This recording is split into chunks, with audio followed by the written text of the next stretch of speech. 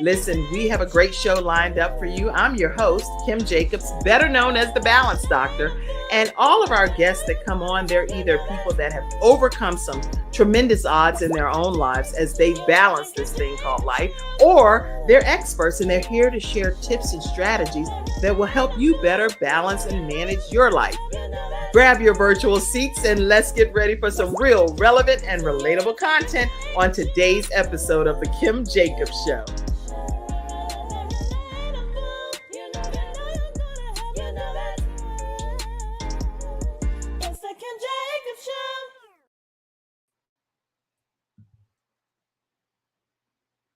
Hello, everyone. Welcome to this episode of The Kim Jacobs Show.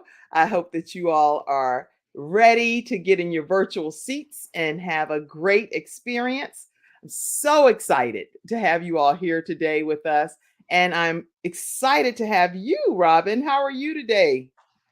I'm doing well. Thank you so much for having me. Thank you so much for being here today. Listen, I want everyone to go ahead and grab your virtual seats, share the broadcast, let people know that we are here on our episode and we are excited about you all being here. Share the broadcast and let them know that today's topic is nothing short of amazing. This woman has overcome some tremendous odds. And when we talk about how people balance their aspects of life, their roles, their responsibilities, and what they've had to endure to become who they are today. And Robin Wilson has a story to tell. So I cannot wait for you all to go ahead and tag your friends and invite people to tune into this episode as we talk about how to go from being a stroke survivor thriver to now a business stationery owner thriver. And here to tell her story is Robin Wilson. Robin, glad to have you today. I'm glad to be here. I'm looking forward to our conversation.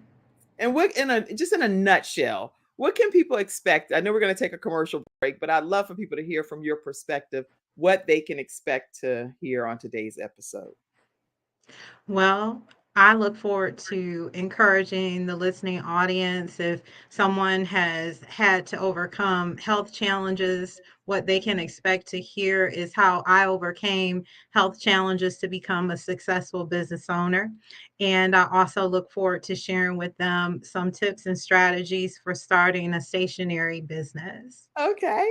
And stationary. That's very niche down and very specific. So I'm interested in hearing your philosophy on that and why. So we're going to take a quick commercial break. We'll be right back right after this break. My father had 4 of his fingers amputated in a workplace accident. It was the first injured individual I represented. And I knew I had to win that case. When someone walks into my office and they've been injured, I know what they're going through. If you've been injured at work with Hunter and Everett. We've got the experience. So let us help you.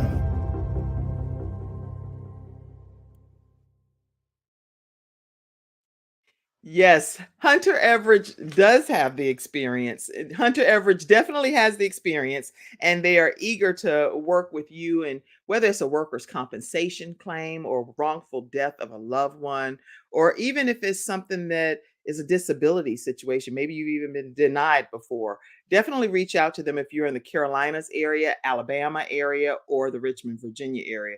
You can call them at 704-457-5000. Again, 704-457-5000. All right, Robin, just take us back because we need to know kind of people don't walk around thinking that, oh, a stroke's getting ready to happen to me anytime soon. You're just living your, I'm sure, your everyday life. What take us back over some of your life's journey and what things were like even prior to the stroke and then what kind of happened. Can you hear me? Yes, I can hear you. Yes. Okay. I said, take us back, if you will, and just tell us some of your backstory and what life was like for you, even just prior to having a stroke and giving us an idea of what life was like for you. Absolutely. Well, again, I'm So glad to be here with you today. I'm originally from Inkster, Michigan, which is about 30 Oh, minutes outside of Detroit. okay. And yes, and I'm a proud graduate of the University of Michigan Dearborn, and I am a wife. I'm married to my husband, Kari. We've been married now for 11 years. And I am not only a stationery business owner, but I'm also a teacher. So before I started my stationery company, and even before I had my stroke, I taught in the elementary school grades in DPSCD, which stands for Detroit Public Community School District.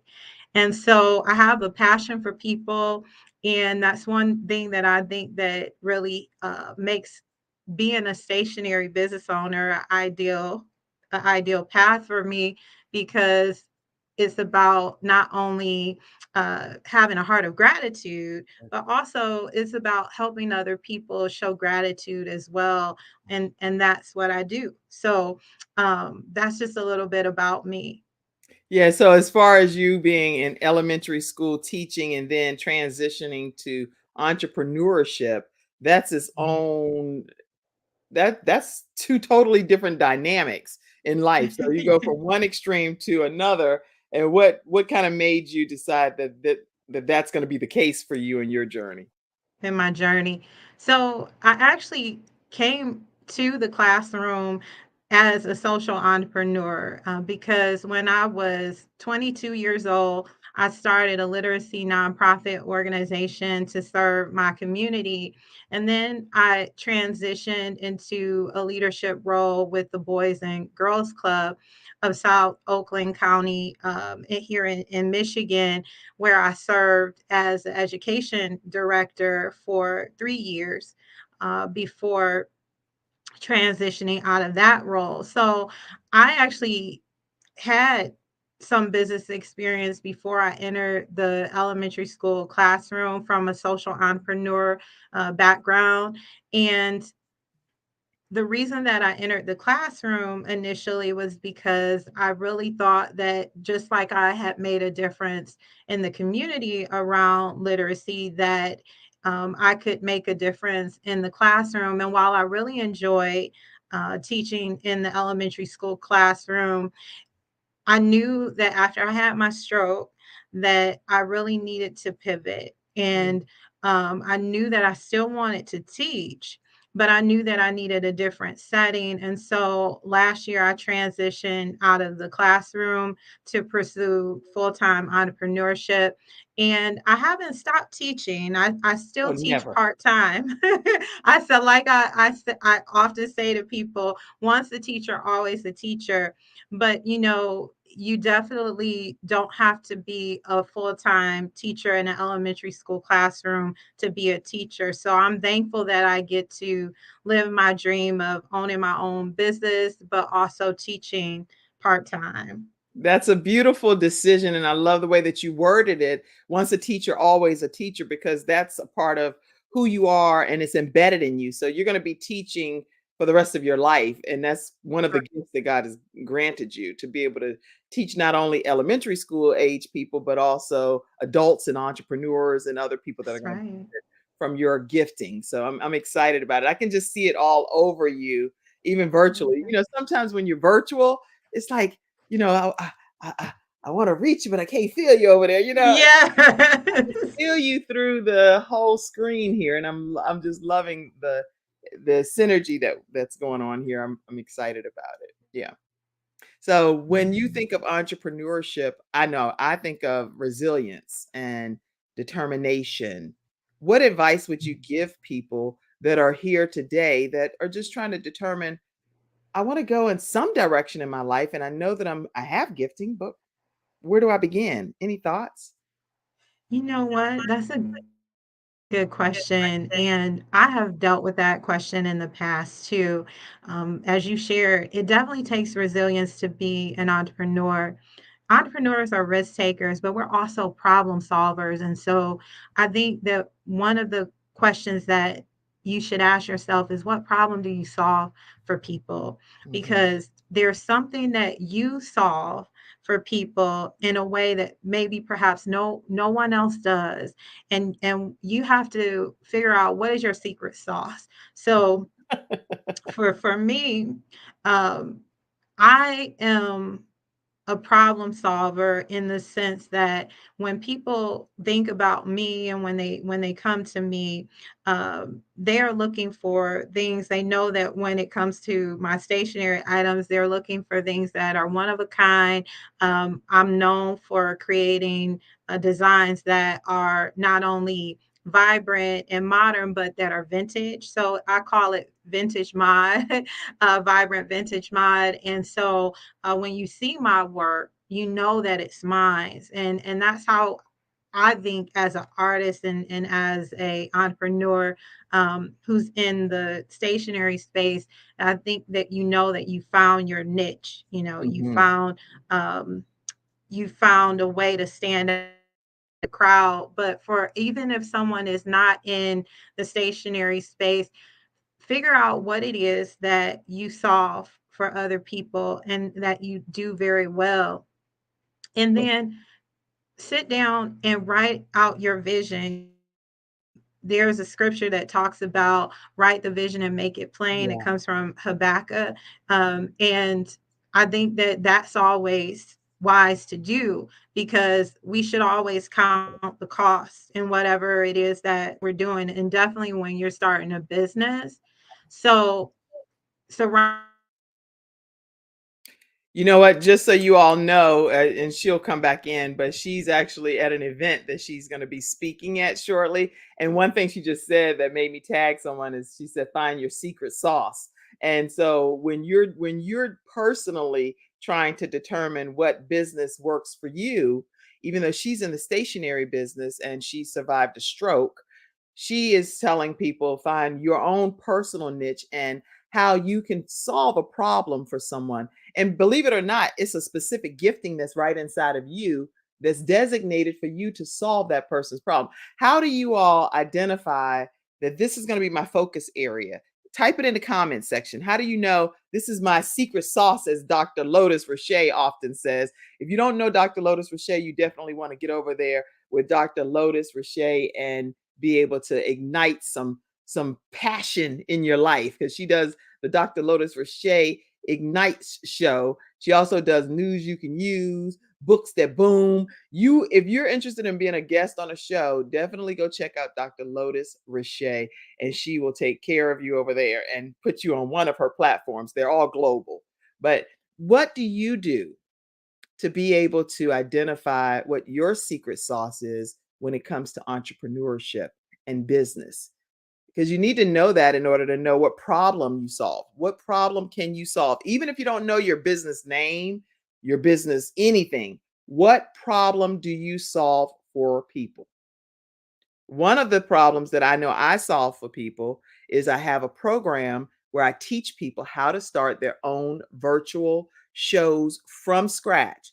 And I do it in a way that's universal. You have your video component that you can stream to multiple platforms.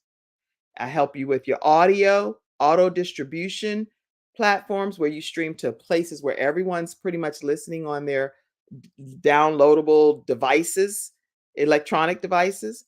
Then I also help you where you package it and you sign contracts with companies that stream it to multiple countries.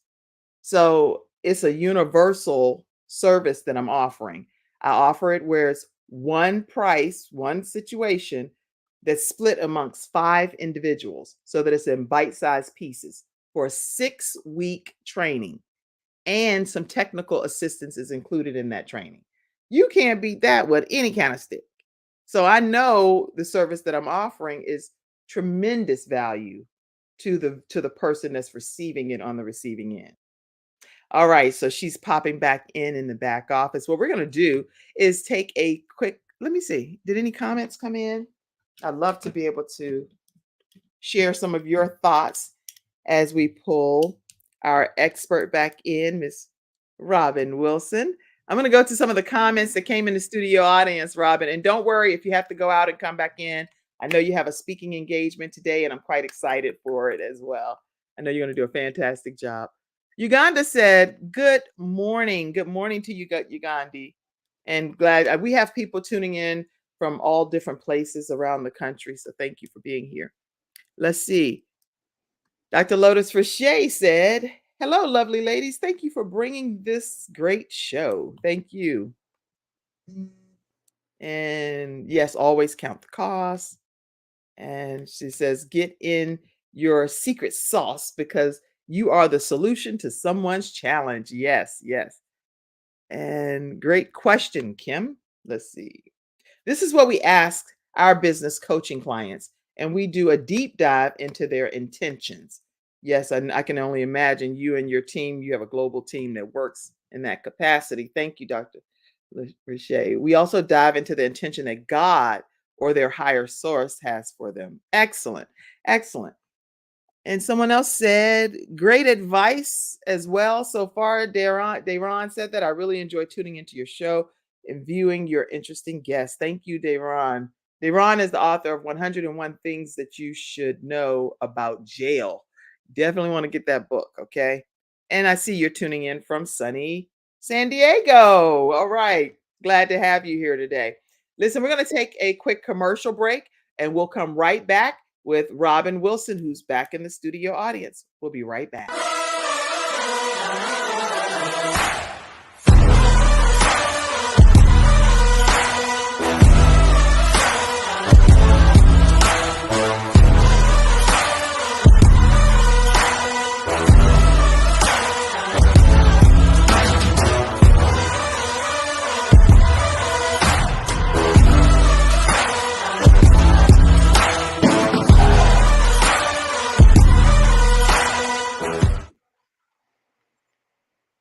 All right, everyone, and we are back with Robin Wilson. Robin, Yes. hey, I know you're at a speaking engagement, and so we're just glad to have you here today and trying to be on the move here. Listen, Yes. talk It to us. was meant for us to reconnect. Definitely, definitely. Now, Yeah. talk to us about the fact that there are some people that are trying to determine what their creative side is, and maybe they have a full-time job and they're trying to transition to entrepreneurship. Do you have any advice for people in that regard? I do. What I was going to share before we were disconnected was just that find your community. You know what? It takes a community to build a business, Yes. and not only your customers, but it also takes people supporting you in various ways. And so there are several different programs in the Metro Detroit area here that includes Tech Town. I have a business coach through Tech Town. There is the Metro Detroit Black Business Alliance, which I'm currently in the Capital Connect cohort number 7. So, for those of you who are listening who live in the Metro Detroit area specifically, those are some resources locally that you can tap into. And even if you are not in the Metro Detroit area, learn about your business and entrepreneurial ecosystem in your city. Good.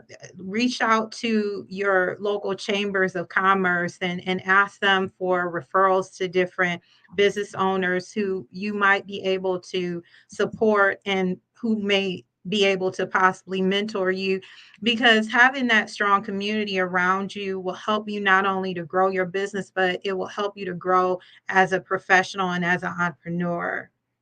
I love that advice. And so finding your community, making sure that you check with your local chamber of commerce, no matter where you are in the country, if you have access to those resources, making sure that you tap into them and just having a conversation with how you can, what can we do to better each other?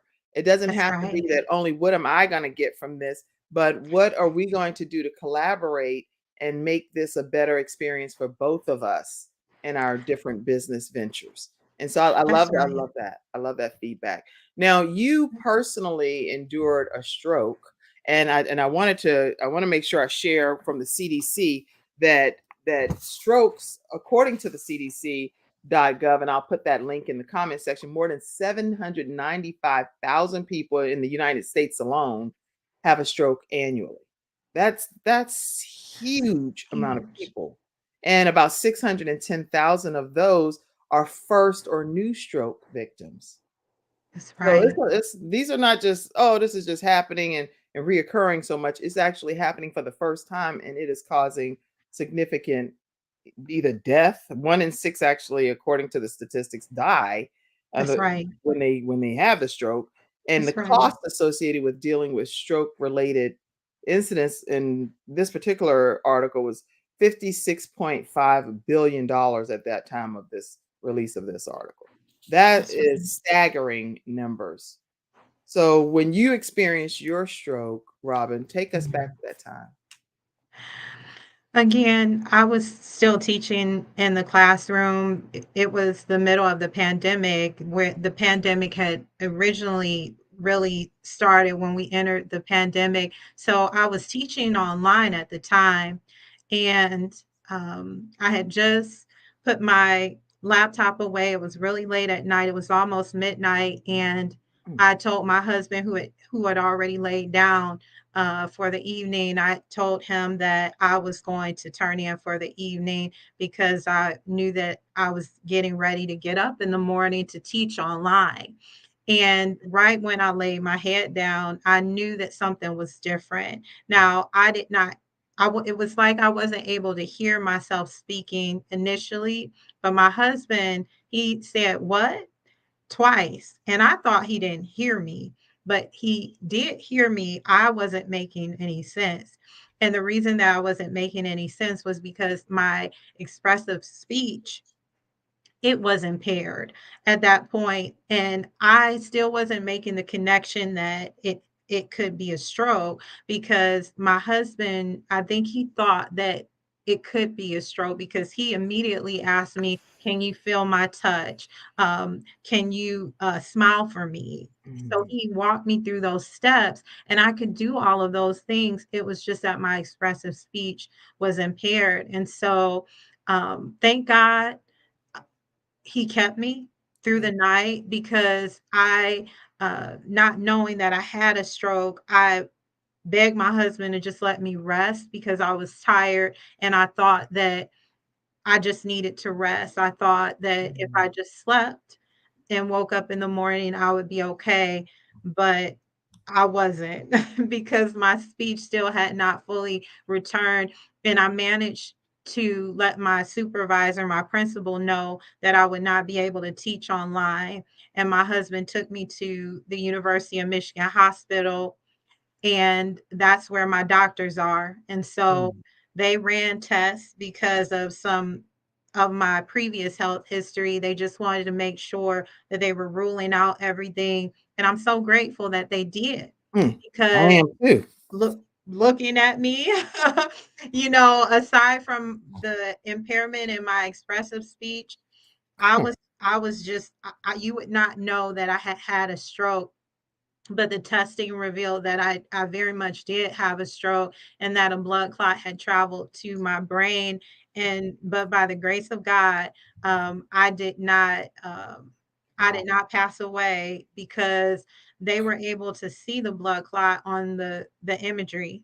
When they ran the scans, they saw it, but within 48 hours, my speech had returned, and within a week and a half, I was able to return to work. Wow. And so the symptoms that you were having, you didn't even have any symptoms that you knew of. They were unbeknownst to you. That's right. It was just the expressive speech. My expressive speech was impaired. And if I had, I think that if I had been thinking more clearly, Mhm. again, I think that probably was related to having had the stroke. But if I had been thinking more clearly, I probably would have been thinking like my husband was. I think he thought that it could be a stroke before I did. Right. And when we think about strokes, we often think about someone not being able to walk or facial drooping, and Mhm. that can be a part of it, Right. very Yeah. much. But you do not have to have those symptoms to be having a stroke. Well, you could even be, I wonder, having some of those symptoms, but thinking is, oh, I'm tired or I'm That's right. tingly, or you, because I know I don't think I don't want to claim any symptoms ever, and I don't That's believe in that right. ever. I So don't blame you. keep that away from this body. Yeah. But at the end of the day, there are things that I know I personally associate with, oh, Kim, you just need to take a quick nap. You need to That's just right. rest or whatever. But hearing you speak about it, it may be some things that you just, as an individual watching this or hearing this broadcast today, that you want to possibly look into more and find out why are you having those particular symptoms. In this case, according to the CDC, sudden numbness, face, arm, leg on one side. If you're having any of that, keep in mind that that could be symptoms of a stroke. Sudden confusion, trouble seeing, trouble walking, severe headache for no known reason. You don't typically have headaches. These are things that you really should consider calling 911. And I wrote some of those down from the CDC. Uh, That's right. but in your case, you made it through. How was it? Was your journey back to recovery? When I've talked to individuals about returning to work just one weekend, a week and a half after being released from the hospital, Mm, um, I'm often met with these stares because it's like, how could you do that? mm, And, in retrospect, maybe I should have taken more time for myself. But to be quite honest with you, at that time, it actually was reassuring for me to be able to return to teaching online because it gave me a sense of normalcy. And I think when you talk to anyone who has had a stroke, I think most people at one point or the other they come to a point where they do fully accept what they've just experienced, so they process it. mm, But there's also this part of you that wants to return to the way that your life was before you had a stroke, because you're looking for that sense of normalcy. And for me, that was reassuring for me to be able to return to teaching online. good. My scholars were very important to me, so I wanted to teach. And I did not share with my colleagues until the end of that school year that I had had a stroke. My principal knew, Right. but she left it up to me and whether or not to disclose that to anyone else, for obvious reasons. But, when I even told my colleagues about me having had a stroke, they were shocked. And some of them even cried when we were on the virtual meeting call because they didn't know. And I think it was scary to hear. I think Mhm, that's maybe what triggered some tears from some of my colleagues. And but I let them know that I was doing just fine. And I only give praise to God for bringing me through that, because there was a time where I had to process my emotions on mhm, a deep level, because you do reach a point when you do allow yourself to become still enough where it really hits you. It's like, wait a minute, I do need to slow down a little bit, mhm. because I've just gone through this hard thing and I just kept going. And so I did experience that. It was somewhat delayed, like the crying is what I'm referring to, was delayed, but I did that privately. So no one really knew, Yeah. that I was processing it on a deep emotional level several months afterwards. But you know what? Um, God is faithful. I also had a really great counselor that I saw. And that's another thing that I would just encourage those who are listening, that if you or someone has experienced a stroke, it is absolutely okay to seek counseling, because whether or not you are viewing it as a major event in your life, that is a major event. And I think for those who may be like me, I am a fighter in the sense that um, if I can keep pushing and if I can keep going, I want to live. I love my life and I love God, and so I'm a fighter. So I'm like, if I can keep going, I'm going to keep going. But sometimes it's okay to pause, to Exactly. rest, and to say, you know what, I need a moment for myself. And I took that time for myself. And I'm glad you did, and encouraging other people too as well. And sometimes when I hear people like that are survivors or thrivers like yourself, they link it back directly to rest, relaxation, different things like that. I'm wondering, and I don't know the answer, that's why I'm asking. Why is it that that is the piece that you lean back on, that could have been the problem, or the problem that caused the situation? Is it because you already knew you were doing too much, to just doing the most, and you already knew something was going to pop off? What Yeah. Tell us what your theory is in that.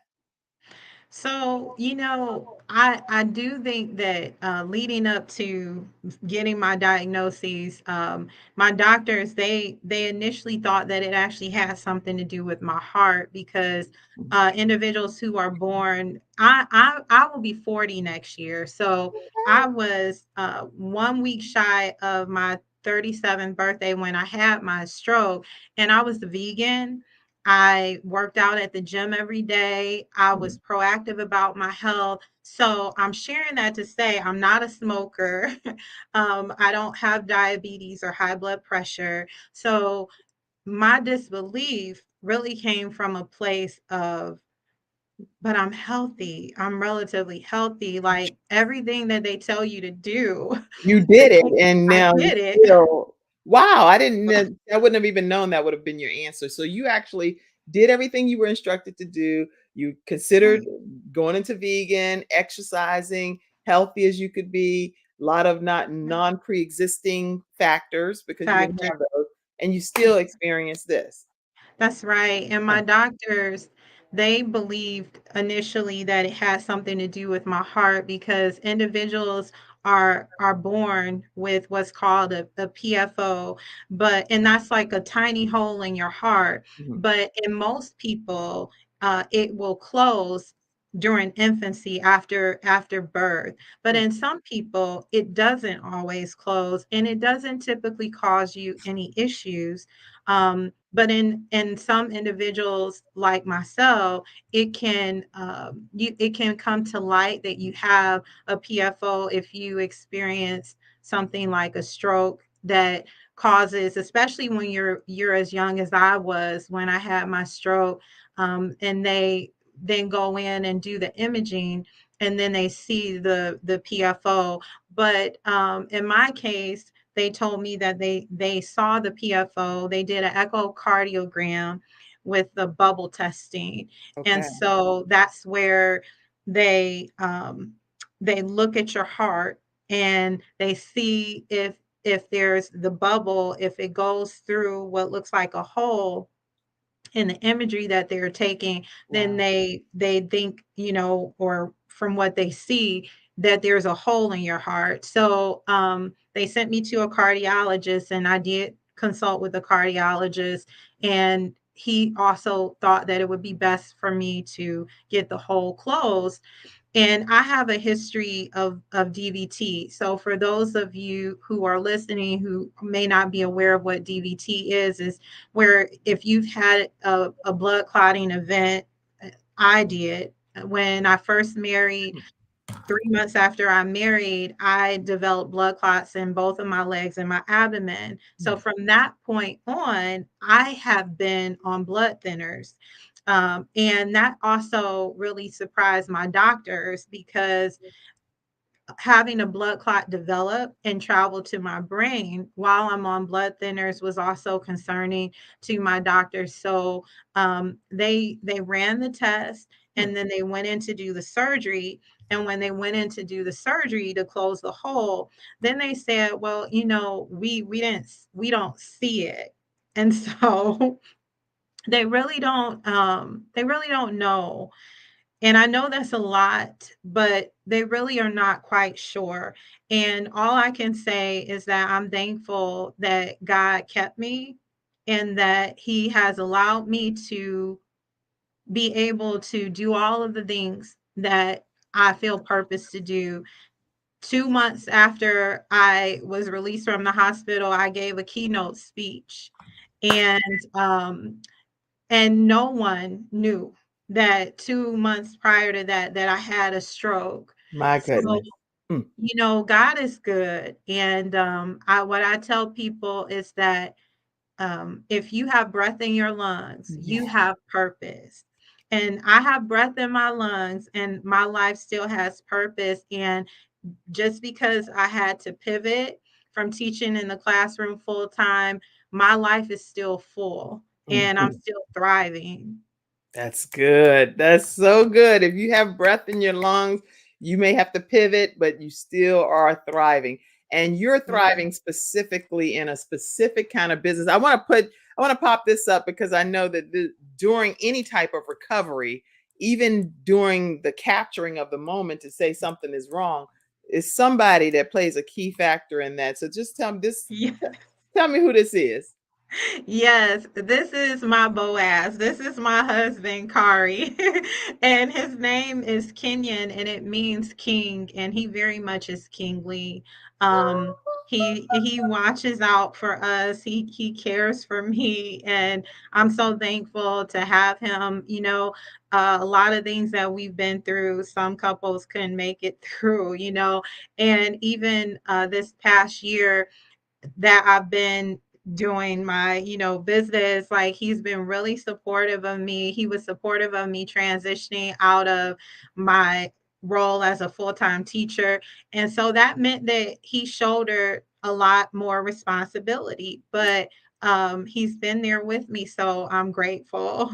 I'm so grateful as well. I have a few other pictures too because I want to make sure we get a chance to talk through some of this. What is this? Yes, this is my first children's book that was originally published in 2009, and then the second edition was published in 2021. It's called Mama Got Rhythm, Daddy Got Rhyme, and it's illustrated by Mario Moore. And for those of you who may not be familiar with Mario Moore, you definitely need to check out his artwork. He this was his first illustrated work that he did, and he completed it while he was still a student at the College of Creative Studies in Detroit, but now he's gone on. His art is all over the world, and he's just really grown as an artist. And so his work is amazing. And I encourage you to purchase the book for the holidays. It's available at Barnes and Noble. You can order it online, or you can also order it on Amazon. It's available at Walmart too. So those are just a couple of places where you will be able to find it. And I'm proud to say that next year I actually have a second children's book that will be published, and it's called Jazz a Bit, an original jazz alphabet. And it's yes, and it's actually going to be the first time that my work has been translated into another language. So last year, before I transitioned out of the classroom, I was awarded a United States Fulbright Hayes GPA Brazil Fellowship, and I went with 10 other professionals, 10 other teachers from Michigan and Florida to Brazil for 1 month to do research. And I created a bilingual curriculum while I was there. I worked on creating a bilingual curriculum that's now being used by DPSCD. And when I was there, I also became connected to the arts community in Brazil, specifically in Salvador, Bahia. And we studied Portuguese before we left for our month stay there. So I had an opportunity to connect with different artists in the creative space. And out of that, not only was I able to do my research, but the relationship that I developed with my now publisher came about from that. So next year in July, I'm returning to Salvador Bahia for the release of my second children's book, Jazzabet, an original jazz alphabet, and it's being published in Portuguese and in English. It's a bilingual text, and I'm so excited. I'm so excited for you, and that's such great news. And what a tremendous accomplishment to be able to have it translated into different languages. So keep up the That's great right. work. I see a couple of more images back here. I want to pop up for you. Let's see. What is this? Yes, that's our VC Lane Goods weekender bag. I actually have one here with me. It's right next to me. I use it wherever I go. I actually use it as a purse, and I always get so many compliments It's on it. gorgeous. It's gorgeous. Thank you. It's actually an original art design, abstract art design of my own, and it's available online at vclanegoods.com. Let me And put that so, up here. Let me see. So VC Lanes is your website. VC, Well, I see info vclanesgoods.com. VC that's right. VESEY for the audio podcast listeners is VESEYLANES goods.com. Okay. Yes, so it's vclanegoods.com, and you can order it Is there an there. S And or no? Is there's there no S on lanes, so oh, it's let me just, take that off. Hold on. no, no, no, no. You have it right on the screen. It's VC Lane Goods. It's an S on the end of goods, but just not an S on the end of lanes. Okay, yeah, let's correct that. I don't have that correct. So that way people get to you properly. It's VCVESEYLANE With goods.com. that. Yeah. That's right, correct. And it's one of our best sellers. And so it's my abstract artwork in print. And that's one of the things that I do within my business. I create the original designs for my goods. So I'm not only a literary artist, but I'm also an abstract and collage artist. And the work that you had on the screen, yes, that is called Queen Elizabeth's Christmas, and it is a Christmas card that is framed. And what you see is actual leather. I use actual leather, and I adhere it to the card, and I use vintage images in the design. And this is from last year's greeting card line, but we brought it back this year because it was really popular, and it was one of our best sellers. And what I started to do is to frame some of the designs that I make, because when I would ask customers, well, who are you giving your card to, and who are you going to send it to? And they would say, sometimes they would say, oh, I'm not sending this to anyone. I'm going to keep it for myself, and I'm going to frame it. And Right. so then I started saying, okay. And it gave me the idea to start not only selling my cards individually, but also selling them in frames too. I love that. So you're actually putting the card in a frame and you're also sending the cards so that people can send them out for real. And we That's can get right. that at VCLanesGoods.com.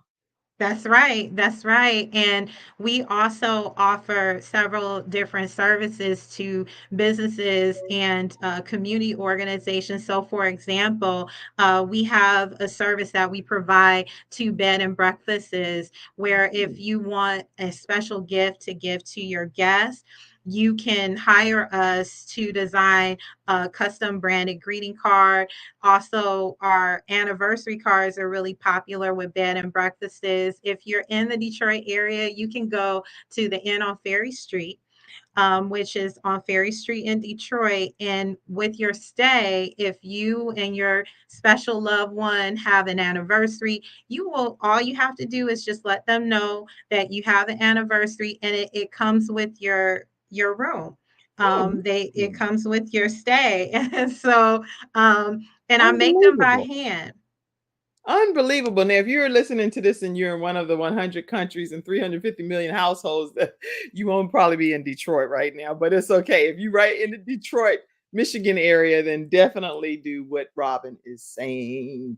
All right. That's right. And even if you're not in the Detroit area, but if you have a special place that you like to vacation, a bed and breakfast, tell them about our company. And if you really love our cards, reach out to us. We would be more than happy to work with you and provide that service to the guests that you serve. That's outstanding. Outstanding. Listen, I want to make sure you all know too that our program, which comes on Monday through Friday at 11 o'clock a.m. Eastern Standard Time, it is only thriving through contributions from community members and viewers like yourselves, audio listeners. You can Cash App Kim Jacobs Inc. if you're interested in supporting the broadcast. And you can also go to paypal.me/Kim Jacobs Inc. We have Venmo at the Kim Jacobs Show, Patreon membership, you name it.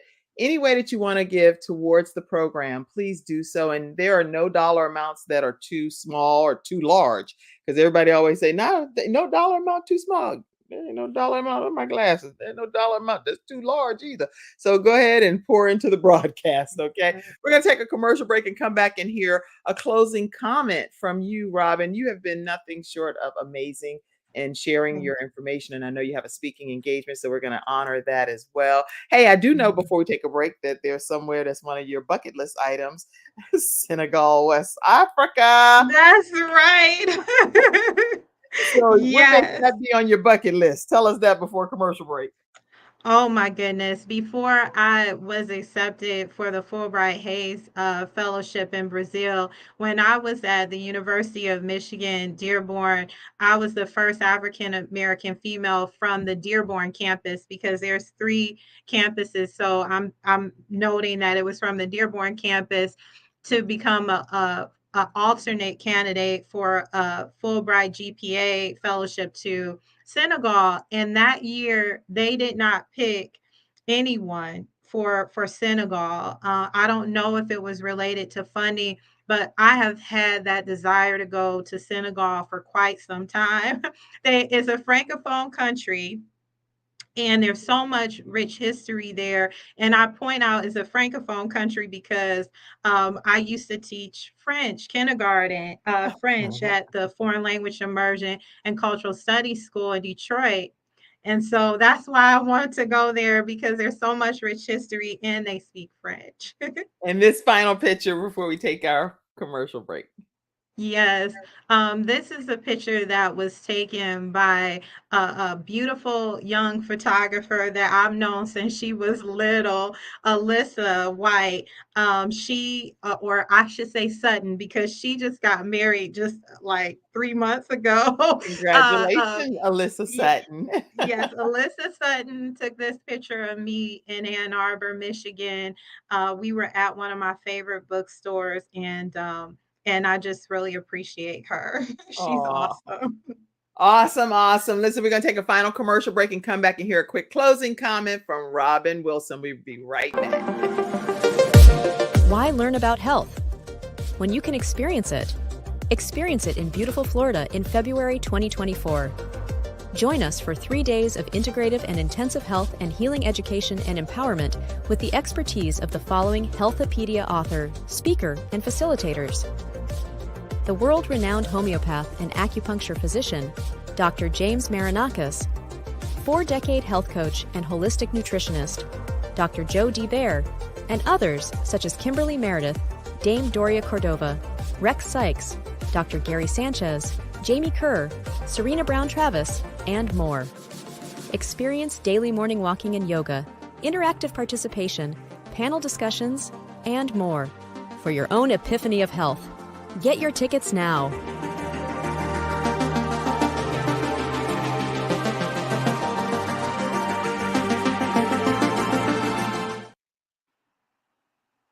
All right. We are back and we're going to get a closing comment. Make sure you reach out to Dr. Joe D. Bear about this Healthopedia event that's happening, 1-800-820-0584, or you can visit drjod.com to learn more about this epic, pretty much retreat is what's happening, and a getaway that's going to change your life.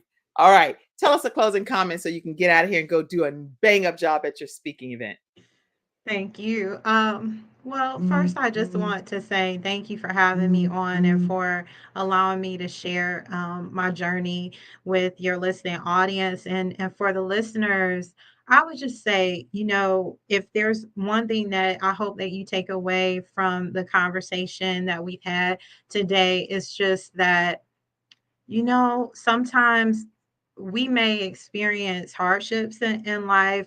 There may be things that we have to overcome. But again, I'm going back to what I said earlier today. If you have breath in your lungs, you have purpose. And so beyond achieving wealth or success, find your purpose, make the most of your dash, because we all have a time that we come into this world, and we have a time that we will leave, and we don't know when that time will be. So make the most of your dash, and if you have breath in your lungs, you have purpose. Awesome.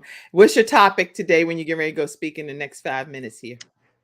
I am going to speak to the Rotary Club of Dearborn about my travels back to Brazil. They invited me to come and speak, and I'm going to perform my poem for them. And I'm going to share with them about my work around literacy in the community and why I want them to partner with me for the Brazil trip. Epic. Go bang, knock it out the park. Have a great one, everybody. See you tomorrow at 11 o'clock a.m. Eastern Standard Time. You're awesome, Robin. Go do your thing. Thank you for tuning in to today's episode of The Kim Jacobs Show and for being in the virtual studio audience. Your presence truly does make a difference, and I look forward to you bringing your friends and family to join you in the virtual studio audience Monday through Friday at 11 o'clock a.m.